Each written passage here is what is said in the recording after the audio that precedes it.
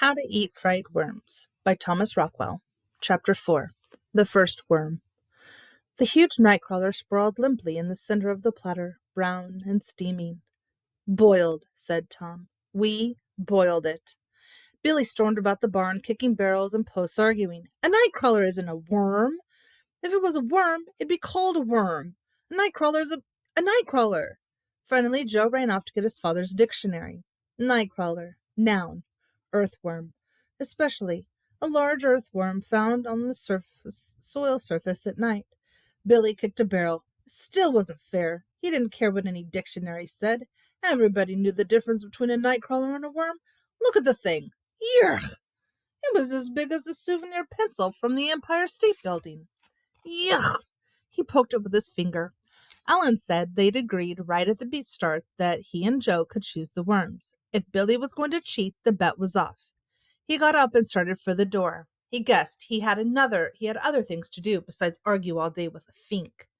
So Tom took Billy aside into a horse stall and put his arm around Billy's shoulder and talked to him about George Cunningham's brother's mini bike and how they could ride it on the trail under the power lines behind Odell's farm, up and down the hills, bounding over rocks. Vroom, vroom. Sure, it was a big worm, but it'd only be a couple more bites. Did he want to lose a mini bike over 2 bites? Slop enough mustard and ketchup and horseradish on it, and you wouldn't even taste it. Yeah, said Billy. I could probably eat this one, but I gotta eat 15.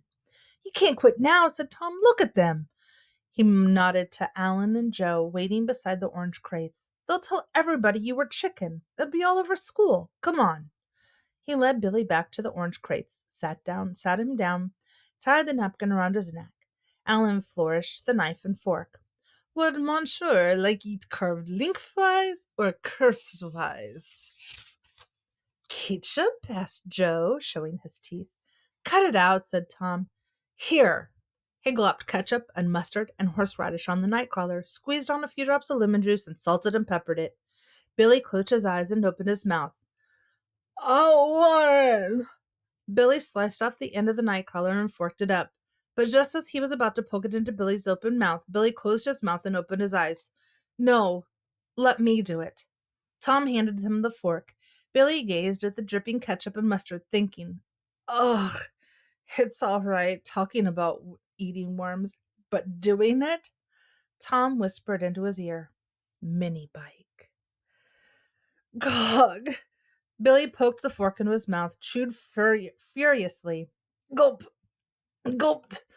His eyes crossed, swam, squinched shut. He flapped his arms wildly, and then, opening his eyes, he grinned beautifully up at Tom. Superb, Gaston! Tom cut another piece, ketchup, mustard, salted, peppered, horseradish, and lemoned it, and handed the fork to Billy. Billy slugged it down, smacking his lips. And so they proceeded, now sprinkling on cinnamon and sugar or a bit of cheese, some cracker crumbs or Worcestershire sauce, until there was nothing on the plate but a few stray dabs of ketchup and mustard. Well, said Billy, standing up and wiping his mouth with his napkin. So, we're done with the first course. No seconds? Let me look in your mouth, said Alan. Yeah, said Joe. See if he swallowed it all. Certainly, said Billy. Look as long as you want. Alan and Joe scrutinized the inside of his mouth. Okay, said Tom. Leave him alone now. Come on, 1 down, 14 to go. How'd it taste? Asked Alan. Good, said Billy. Very fine. Hoo. He flapped his arms like a big bird and began to hop around the barn, crying, Good, very fine, good. Alan and Joe and Tom looked worried. Oh, yeah, good. How are you feeling, Billy? Tom asked. Yeah, stop flipping around and come tell us how you're feeling, said Joe. They huddled together by the orange crates as Billy hopped around and around them, flapping his arms. Good, very fine. Hoo. Alan whispered. He's crackers. Joe edged toward the door. Don't let 'em say we're afraid. Crazy people are like dogs. If they say you're afraid, they'll attack. It couldn't be, whispered Tom, standing on the ground. 1 worm? Goot, goot, screeched Billy, hopping higher and higher, drooling from his mouth. Come on, whispered Joe to Tom. Hey, Billy, burst out Tom suddenly in a hearty, quavering voice. Cut it out, will you? I want to ask you something. Billy's arms flapped slower. He tiptoed menacingly towards Tom, his head cocked to one side, his cheeks puffed out. Tom hugged himself, chuckling nervously. Ha, ha, cut it out, will you, Billy? Ha, ha. Billy pounced. Joe and Alan fled, the barn door banging behind him. Billy rolled on the floor, helpless with laughter. Tom clambered up, brushing himself off. Did you see their faces? Billy said, laughing. Climbing over each other out the door. Oh, geez, Joe was pale as an onion. Yeah, said Tom. Ha, ha, you fooled them. Oh, geez, Billy sat up. Then he crawled over to the door and peered out through a knothole. Look at them peeking over the stone wall. Watch this.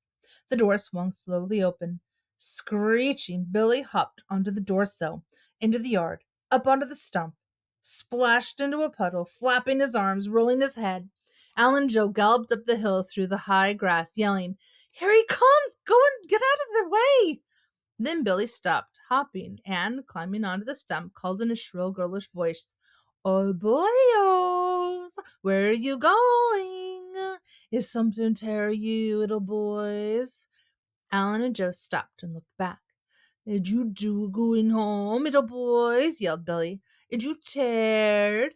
Who scared you, Lunk? Called Alan. Yeah, said Joe.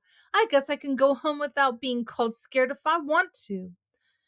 But ain't you of a awful hurry? Shouted Billy. I just remembered I was supposed to help my mother wash windows this afternoon, said Alan. That's all. He turned and started up through the meadow, his hands in his pockets. Yeah, said Joe. Me too. He trudged after Alan.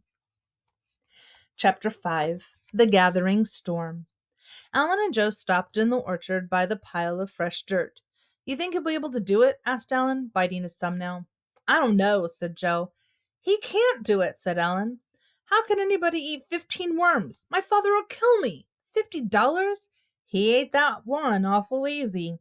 Forget it, said Joe. If he doesn't give up himself, I'll figure something out.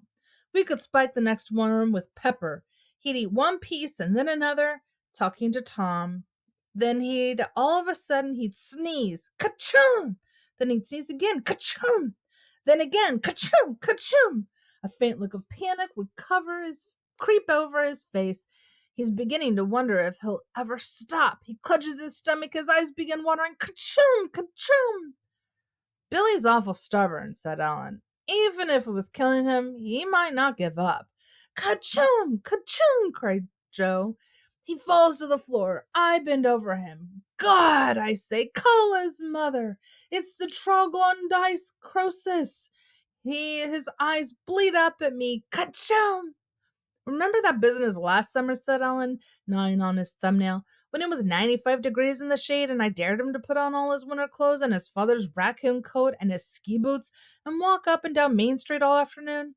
Ka-choom! Ka-choom!